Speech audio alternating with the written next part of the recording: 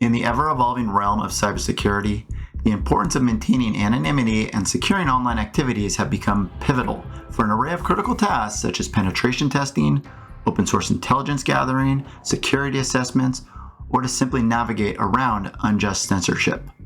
Now, in response to this demand, Whonix, a robust and privacy-focused operating system, has emerged as a powerful ally for those looking for a secure platform to execute sensitive tasks without compromising one's identity. Now, in the upcoming video, I'm going to be walking you through, step by step, the process of installing Whonix on VirtualBox for both Linux and Windows. That's right, both. And throughout the tutorial, I'll be covering the inner workings of Whonix. I'll be explaining its core features, its best practices, and its practical use in both cybersecurity as well as personal online anonymity. So, now that you've heard the video introduction and the video objectives, you're probably wondering what exactly is Whonix and how does it work and how's it going to work for you? Well, let's just start with Whonix is a free Debian-based operating system that, according to its creators, was meticulously crafted to enhance privacy, security, and online, you guessed it, anonymity. Now, again, according to its creators, Whonix is designed to make IP address leaks impossible. And this is even against malware with admin privileges. Now, how does Whonix accomplish this? Well, Whonix accomplishes this by installing these two virtual machines inside VirtualBox. And I'm again going to show you how to do this step by step here in a few minutes. But before we get to that, let me explain what each one of these virtual machines does. All right, let me drag over the software that we use here at Nielsen Networking that will allow me to give you a visualization of what I'm trying to explain to you. All right, and we're going to go ahead and start with the Whonix workstation. The Whonix workstation is exactly what it sounds like. It's the workstation that comes with Whonix. It's going to be where you're going to, you're going to have your web browser will be there. Your basic core Linux tools are going to be there. It's going to be where you're going to do your open source intelligence gathering or your perimeter scanning. Technically, I guess you could do vulnerability scanning, but that might be really noisy across the Tor network. Probably not advisable. But this is where you're going to traverse the dark web, and this is where you're going to be able to do anything anonymously, because again, we're going to be routing traffic through the Tor network. Now, how does the traffic get to the Tor network? You can't just simply go from here to Tor. Well, you could, which would still be better than going straight with your IP out there directly without going through the Tor network. But what we're going to actually do is, and what the genius of Whonix is, all the traffic is going to get routed through this Whonix gateway here. And this gateway can be thought of as a router, if you will, that's running Tor. And so let's say you have a request here, you want to go to Google. Let's just say you want to go to Google. You're going to go, oh, Google is going to go, nope, actually, you're going to need to go down here. And it's going to send you through the gateway. And the gateway is going to say, okay, you want to go to Google. And it's going to say, all right, we'll get you to Google. But on the way, we're going to make a stop. And we're going to go through the Tor network. And we're going to go through the Tor network. Man, I need to practice this graphic designer software more. We're going to go through the Tor network, which, if you don't know what Tor is, it's the technology which Whonix is leveraging that is a free open network spanning, thousands or hundreds of thousands of computers maybe worldwide. And together they provide that anonymity, by distributing your requests across multiple servers or multiple points. Called nodes, if you will. So there's like entry nodes, middle nodes, which is, where you're going to spend most of your time, and then the exit node, which would then put you out and send you to Google. So, here's Google. I'll just make a G because I'm not even going to attempt to do anything else. But you get that, and then, you get your results returned, and once again, it pops through Tor. Tor does its thing, comes back up to the gateway. The gateway then sends it over back to the workstation. So you can almost think of this as like a desktop, if you will, or a laptop. And this would be like the router in your house that connects you to the internet. But instead of the internet, it's connecting you to Tor. So that's kind of the gist of how these work together.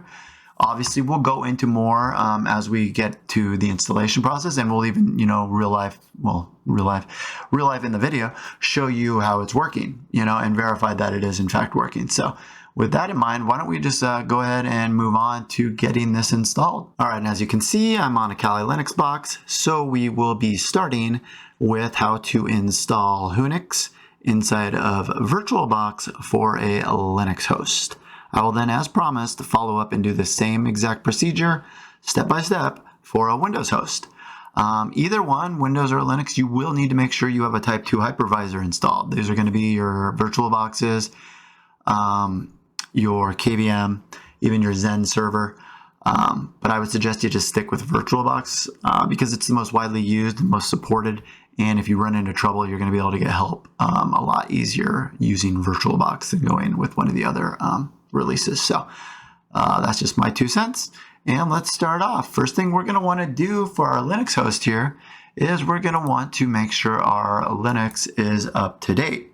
So what we're going to need to do is do a sudo. And we're not going to start with upgrade. We're going to start with update. And then we'll do the -y there. And you got to put your password in there. And you may not need any updates. You may or you may not. I don't need to. But if you did, that's what you'd want to do. And then you'd want to follow it up with actually, instead of update, upgrade. Same thing. And as you can see, I don't either. But you're going to want to do that, and you're going to want to do that before you start the install because Whonix will kick you out if you don't have the latest updates. So with that out of the way, let's go ahead and you actually, for the Linux install, we can actually do this all from the command line, and we will, but I want to show you where I'm getting these commands. And these commands are going to be out here on the Whonix website. And what you're going to do is you're just going to go to whonix.org. I'll just start over for you. You're going to go to whonix.org. You're going to go to downloads, and you got a few different options here.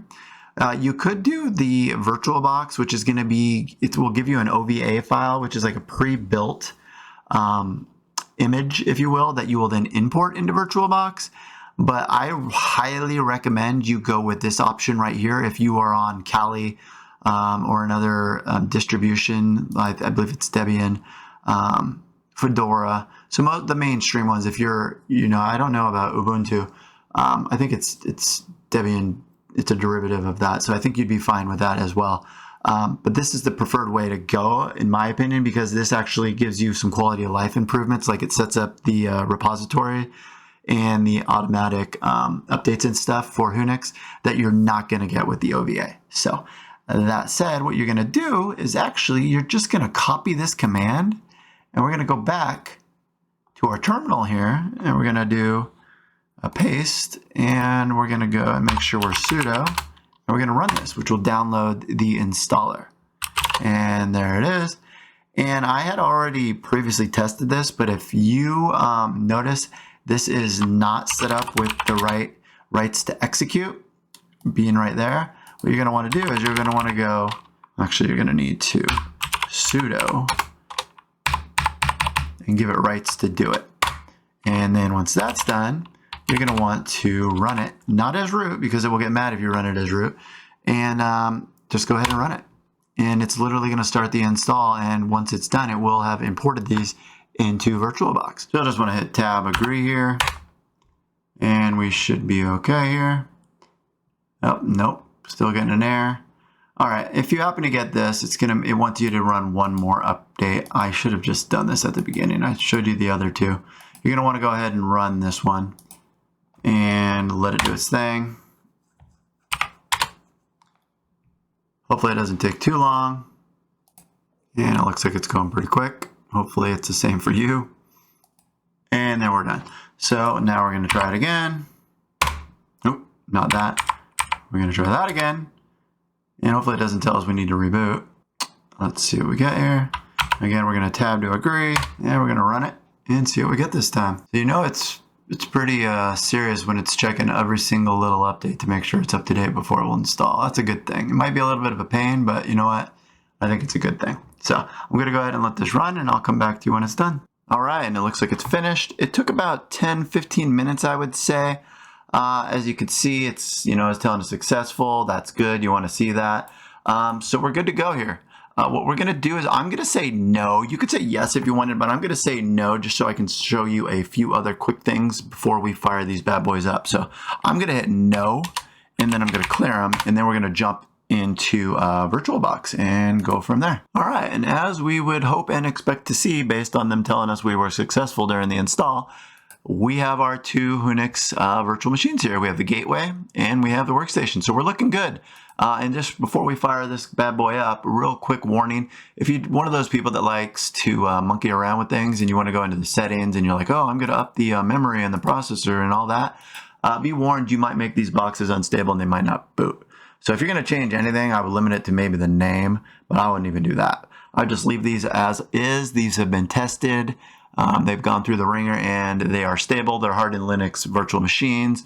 And by you monkeying around, you might make them vulnerable to things or at least unstable. So first thing you're going to want to do is we're going to want to fire up the gateway. Technically, you probably could get away with firing them both up at the same time. But for the point of this video, I'm going to fire up just the gateway. And then we'll do the workstation. Ignore that error. If you click on that and you get that, that's just going to be VirtualBox warning you that it's capturing your mouse. See, that's what that is. So you can say capture, and then what it does is it makes it so your mouse can't come outside the virtual machine, which can be annoying. And if you do get put in the position while you're when your mouse is captured, you just hit Control and Alt at the same time on the right side of the keyboard, and it will free it up. If you get any of these pop-ups over here, you can just close out of them. And we're going to let this thing boot. And we're going to get a disclaimer here asking us to read and accept the terms and conditions. Should be coming shortly. And here we go. Here we go. I can't even speak. So we're going to go ahead and read that. And we said, yes, we understand. And yes, we understand.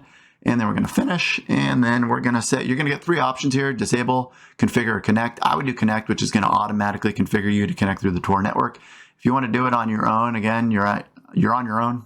Pretty much. I'm not going to show you how to do that because there's really no need unless you wanted to set up multiple proxies and all that other stuff that aren't really necessary. So that's kind of the whole point we're using Whonix for. So we're going to go ahead and click next, and then it's going to go ahead and finish its configuration, and then we're going to get prompted to run some updates, which we're going to go ahead and run.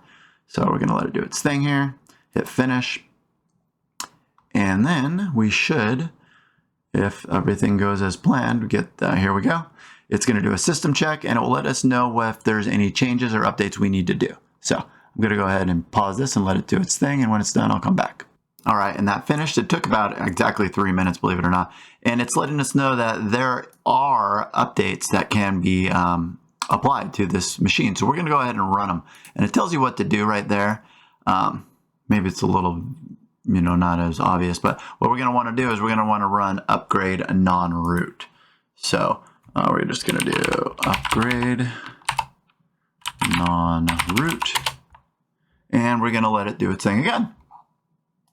And here you're going to get prompt, do you want to do this? It's going to use up this much space, and we're going to say yes, because the whole point of this is to have a hardened Linux box, which means we want to have all of our patches installed. We don't want to have any vulnerabilities out there. So we're going to go ahead and let this do its thing again, and then I'll come back to you once again. All right, and it looks like it finished, so I'm going to go ahead and exit. Best practice here would now be to reboot this machine by going over here, and we're going to want to do this one, I think it is, and we're going to go ahead and hit restart. And we'll let that reboot. All right, and it just finished booting up.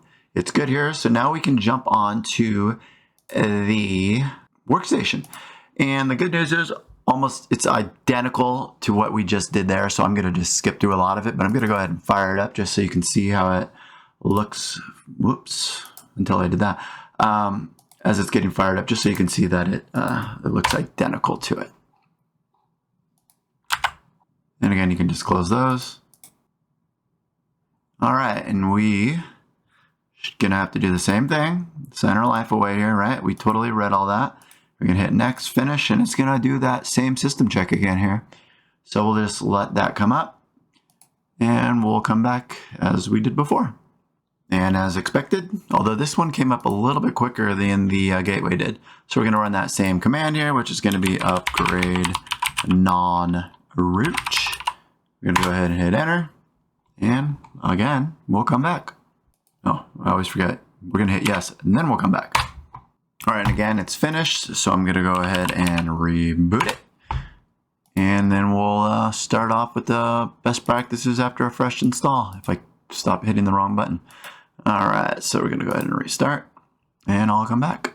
All right, and the workstation's back up, and following along with best practices after we've done the updates, which obviously you're going to want to do any updates it prompts you for, we're going to want to change the default password, because that's kind of a no-brainer. We do that for all of our devices, right? So what we're going to do is we're going to do a sudo password user, or PASSWD, Linux, how you change a password, and it's going to be user. User's the standard user you're going to be using in Whonix. The root account is disabled, and I believe it's even expired. So to get it to work, you actually can go in, and there's some tricks you can do to get that working, but there's no reason to have it activated. So what we're going to do is we're going to change the default user, and what you're going to do is you're going to put in the password, which is change me. No joke, change me. And then you're going to go ahead and put in whatever new passwords you want that you're not going to forget, because once you hit enter the second time, there's no going back unless you want to reinstall. So we're done there. And I'm going to go ahead and I'm going to do the same real quick over for the gateway. So again, sudo PSSWD user change me, all lowercase, and then whatever password you want to do. And those of you at home that always try to guess my password, good luck with that. So you're good here.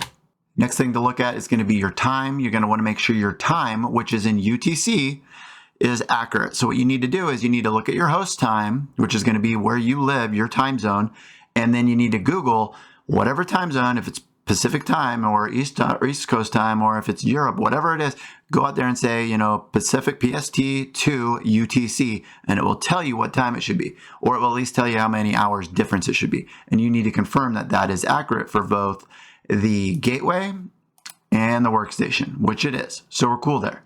The next thing you're going to want to do is take a snapshot of both these machines in case you decide to go out there and modify anything, or you get a malware infection, whatever. You're going to want to take a snapshot by going to machine, take snapshot, and we're going to just want to name this like after updates clean install or something like that. Whatever you want to do. I'm not here to tell you how to label your stuff, but you'll want to do it for both.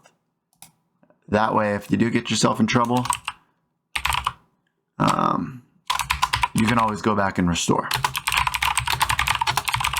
I don't even know. I think I might have done that not accurately. And then if you ever did need to restore, you could actually just go back into VirtualBox, and you'd need to change the setting right here to show your snapshots.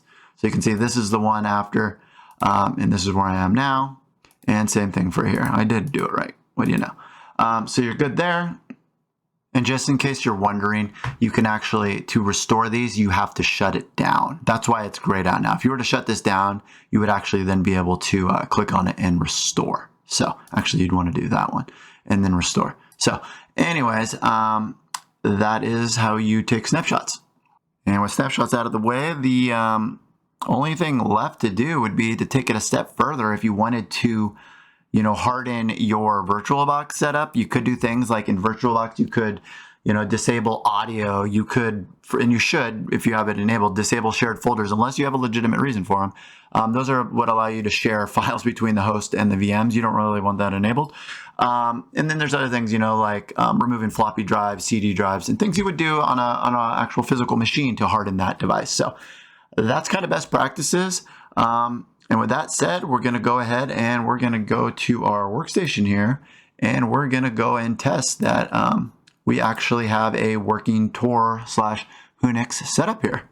All right, and here we go. The first test we're going to run, we're just going to click IP check right here and see what it says. Okay, so it's telling us it's configured. We're good. Let's check out where this IP is, because I can tell you, probably not where I am if everything's working as it just said it was. So what is my IP? And we're going to use DuckDuckGo by default as our search engine, which is widely considered the most secure and the only search engine that really doesn't track you. So that's why it's using it, obviously. We're going to click the first link here. You could check on any of them if you have a favorite. I just like to use whatismyipaddress.com. We're going to let it load here. And as you can see, it's telling me that I am in Italy. And I can assure you, my friends, I am not in Italy. So that's cool. We're looking there, good there. We're going to come back in a second here and see if it changes our IP like it should every so often. But in the meantime, I want to run this command here, which is system check --leak -tests. And what this is going to do is it's going to perform a leak test and just make sure that everything is up to standards. So as you can see, it's running through here and it's saying, it's doing the first one, that is we're connected to Tor, and then it's telling us our stream isolation is functional, and then it verifies that we have all the updates installed, which is why we do that in best practices. So we're looking really good here. And really this is all you need to have to begin doing, your intelligence gathering or browsing the dark web. Obviously you need to find the URLs and all that, but that's a whole nother subject. Let's go over here and see if we got a new IP address. We did. So every so often you will get a new IP address. I don't know why I just did that. And then we can just check and see where it thinks we're at now. And India. Maybe we're sticking with the eyes. So anyways, that kind of concludes the setup and testing for the Linux on Whonix. And with that said, I am now going to proceed, since I promised, even though a lot of what I just showed you will be very similar, there are some differences because we're going to import the OVA, but we're going to do it for Windows. So I'm going to jump over to that machine now. All right, here's my Windows box. Just a gentle reminder, if you do not have VirtualBox installed already on your Windows machine, you will need to install it. If you need help installing it, check out my channel. I got several videos on installing VirtualBox on different operating systems. So that said, let's move on to going out and getting the OVA file from whonix.org. Browse out there, and we're going to go to the download button right here. And we're going to click the Windows option. I know it's a little confusing because there's a VirtualBox here, and either one would work, but what we want to do, since we're on a Windows host, we're going to want to go with this one. And then you're going to scroll down here to where it says download Whonix, and you're going to click on it. And this is going to download the OVA file, which is going to take a little while here. As you can see, it's 2 gigs. So we'll let that run. And if you did need to download and to install VirtualBox, you can actually follow the link right here to download VirtualBox. But for now, we're going to go ahead and let this finish, and then I'll come back. All right, once your download is done, you want to go ahead and get into VirtualBox so you can import that OVA. And when you open up VirtualBox, you may have some existing VMs like I do. I have a lot already, obviously, because I've done a lot of videos on, proxy chains and Metasploitable or Nessus. If you want to know how to do or set up any of those as a VM, go ahead and check out my channel. I got videos on all of them. But back to the matter at hand here, we want to go to File, and we're going to go to Import. And we are going to browse for our download, which is going to be, in my case, the download folder. Yours will be wherever your browser defaults to or where you told it to go. So we're going to click Open, and we're going to hit Next. And then you're going to get an option here to put this where you want. You can leave it as a default if you're happy with that, but I'm going to move it off. I have an actual drive I use for VM storage, so I'm going to go ahead and move it over here to the Whonix folder. And then I'm going to leave all the other settings as they are. And we're going to hit Finish. And I'm going to agree to the terms, and you should too if you want this to work. And you're going to do that once again. And then you let it do its thing here, and it should import. As you can see over here on the right, it's importing. And it looks like the gateway is complete. And now it looks like the workstation is complete as well. And at this point, Whonix looks to be installed. If you needed to make any changes, the only thing I would recommend doing would be the name again. If you needed to, technically I did do a little more research, and you could bump the memory of the gateway up to 2 gigs of RAM if you had it and you were running into performance problems. If you're not, leave it alone, they say, but if you happen to be running into some performance issues, go ahead and try bumping up the RAM on the gateway only. The workstation should be fine as it is. All right, and with that said, let's go ahead and get that gateway fired up. And again, over here, these windows, you can always close these out. And just like the Linux, we're going to let it boot up. And the first thing it's going to want to do once it gets in there is have us accept the terms of service, and then we're going to run the updates. All right, and here's those terms. We're going to go ahead and hit Next and Next. And if you watch the Linux version like a good subscriber, and if you're not a subscriber, you should be, you will have already seen a lot of this process. So bear with me. And again, at this point, you're going to want to keep it to connect. You're not going to want to configure unless you want to risk breaking, the whole point of Whonix. So we're just going to leave it on connect to the Tor network. And then we're going to hit Next. And here it goes. It says we're connected to the Tor network, which is wonderful. That's what we wanted. And we're going to wait for it to run its system check, which will run periodically even after the initial check. We're going to let this go ahead and do its thing here. All right, and it has completed, so we're going to go ahead and hit OK, and it's telling us, just like in Linux, to run this command right here. So I'll go ahead and copy that. We'll go ahead and open a browser, or not a browser, a terminal, and we'll go ahead and paste that in and run the command. And depending on how many updates we have, this could take a while. It's going to ask us if we want to continue, and we're going to say yes. And it looks like I have a fair amount here, so I'll come back. All right, and it looks like this should be done right here. It's just creating the boot image, which I think it's going to do one more, and then we should be good to go here. Yep, this should be it. And then what we're going to want to do is, after that's done, we're going to want to do a quick reboot, and then we'll do the same exact process we just did, but we're going to do it to the workstation. And there you go, it's done there. So what we'll do is we'll go ahead and exit out of it. And we're going to reboot. So you're going to click up here, down here, and then click restart. And not much to do there. So we're just going to go ahead and minimize this down while it's booting up. And we're going to get on the, we're going to get on the workstation. So we'll go down there, we'll pull this guy up, and we'll go ahead and fire up the workstation. And here we go. And we'll just go ahead and hit enter there and let it boot up. All right, and here's the first thing you're going to see. Just like the gateway, you're going to have to accept the terms twice. We're going to hit next. I'm going to get rid of this window because it's annoying. And we're going to run a system check real quick. There it goes. We'll let it do it. It says 3 minutes, but usually it doesn't take quite 3 minutes. And there, finished. So we're going to do the same thing. We're going to click OK, and we're going to go here. And we're going to make it a little bigger. And we're going to do upgrade non-root. And hit enter. And once again, wait for it. Then we're going to hit yes, and then I'll come back. All right, and it looks like it's completed. So we're going to go ahead and exit out of here. And a few more best practices before we jump into Tor. What we want to do is we want to verify that our time zone up here, which is going to be in UTC, is synced with our host time zone. And to do that, you need to go out and just Google it, like whatever time zone you're in to UTC conversion, and it will tell you the time that UTC should show up, and then you can compare it with what time it is in your time zone.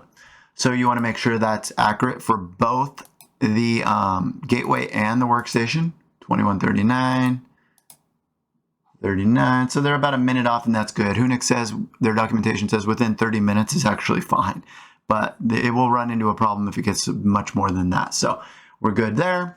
Next thing we're going to want to do for both machines is take a snapshot. So you're going to go up here and go take snapshot, and you're just going to name it whatever you want to do it. I'm just going to do fresh and install for this one. And then you'll want to do the same thing over for the gateway, or the workstation, excuse me. Take snapshot and just do, or actually, which one did I just do? I might have totally blanked it. Let's see here, snapshots. Okay, so I did do it for the gateway. So now or for the workstation, now we're going to do it for the gateway. And you can actually take one from right here if you want to, same thing, and just name it fresh install, or whatever floats your boat. Name it whatever you want. I don't really care. All right, and that's pretty much it for best practices. I mean, again, like I said in the Linux part, you could do things like go into VirtualBox and disable CD drives and audio and shared folders and all that if you really wanted to harden your setup. But at this point, you would be good to go, and I'm going to go ahead and get into Tor and run a couple checks, and after that, we should be all done. So let's do it. Let's get to Tor here. Let's get Torin. All right, so it's going to take a second to load, and then we're going to go to the default page, and we're going to want to run an IP check. And that's going to say this is our IP address, which I can tell you right now isn't my IP address, but to find out what is my IP address, we're going to go to what is my IP, and we're going to use, by the way, like I mentioned in the Linux install, it uses DuckDuckGo due to privacy reasons. You can't get a more secure browser than DuckDuckGo for searching. So we're going to go, what is my IP address? And we're going to come in and see where it thinks we're at. On Linux, I think it said we're in India and Italy. And apparently we're in Washington. Interesting. We're in America. We're in Washington, D.C. Okay, interesting. It's not someplace I'd want to go, but yeah, to each their own. All right, so then what I want to do is we want to run one other test here from the terminal. And it's going to go like this. It's going to be system check. And we're going to do -- leak. And here, let me make this a little bigger for you. Leak tests, plural. Go ahead and hit enter. And this is just going to run a quick check to make sure we're going through the Tor network, make sure we don't have any isolation issues and all that good stuff. And it stalled a little bit, but then it kind of took off. So it's letting us know we are connected to Tor. And then down here, it actually verifies that once again by running the IP leak test in Tor. And then it should say something somewhere in here about stream. Okay, stream isolation is functional. That's very important. And the last thing, which we already did, we checked updates. So we're ahead of the game here. So we're looking really good here. And at this point, this is all you would need to do to have Whonix set up, and you're good to go at this point. If you happen to get into trouble, you always have those snapshots you can restore from. And hopefully you'll never have to use those snapshots. But if you do, they're there. And I'll leave you with the last few words of wisdom here. Be careful out there. Just because you're on a machine using the Tor network, and you think you're 100% secure, don't ever let your guard down. There's always someone out there, something out there that was, 0 day that you're not even aware of yet, that's going to get you. So always keep your guard up, use common sense, and don't do anything that's illegal, because it will come back to haunt you. And you don't want to end up, especially those of you that are just getting into cybersecurity, you don't want to end your career, thinking you're some elite hacker out there and you do something and all of a sudden you find yourself in jail. So remember, use your common sense. Anyway, that's my 2 cents. I'm just trying to protect all my viewers out there because I care about you guys. If you liked this video, or you thought it was helpful, or you just want to give it a like, go ahead and do that. Better yet, subscribe and like so you get the future content. Other than that, I hope you all have a great day, and I hope you learned something, and I'll talk to you all later.